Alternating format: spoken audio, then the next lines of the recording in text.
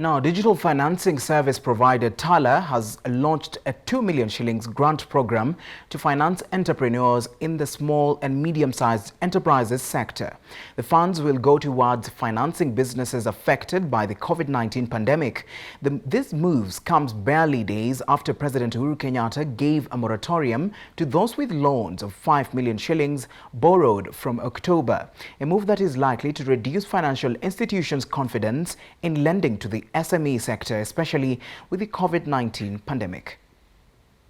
Financial sector deepening in Kenya, micro and small enterprises account for 24% of the country's gross domestic product. Of these, over 90% are in the private sector and employ about 93% of the total labor force in the economy. The sector, however, faces various challenges, topping the list being access to financing, market, and the lack of information and management skills that have led to the mortality rate of 75% in the first 3 years of inception. The situation having been made worse by the pandemic, Tala is providing a 2 million shillings grant program to finance entrepreneurs in the small and medium-sized enterprises. Providing a loan, a commercial loan, is not enough to help customers really get back on their feet after something like COVID, which happened last year. So this is our way of essentially seeding these customers with capital that they can use to get back on their feet. The program, dubbed Jijenge na Tala Initiative, which is in its initial pilot phase, targets to offer financial assistance to their customers who've been affected by COVID-19 pandemic starting this month through to November. However, to access the funds, borrowers must have proof that they are existing Tala customers and that they've been affected by the COVID-19 pandemic. To our MSMEs, this is what kills them.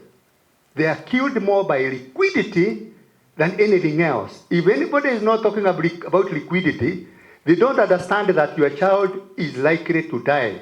And that is the same thing that happens to our businesses if we do not provide them with the liquidity. Financial technology continues to play a key role in promoting financial inclusion across the country. To provide more financing to the MSMEs, the company intends to increase the number of loan repayment days and increase their loan limits. The company also intends to introduce a new feature dubbed custom due dates that will allow customers to choose the period and the amount of loans they wish to take. Usually when you apply for a loan, you're told this is how much we're giving you and this is how long you're taking it. But we realized that different customers have different needs, and we want to put more choice and control in the hands of our customers.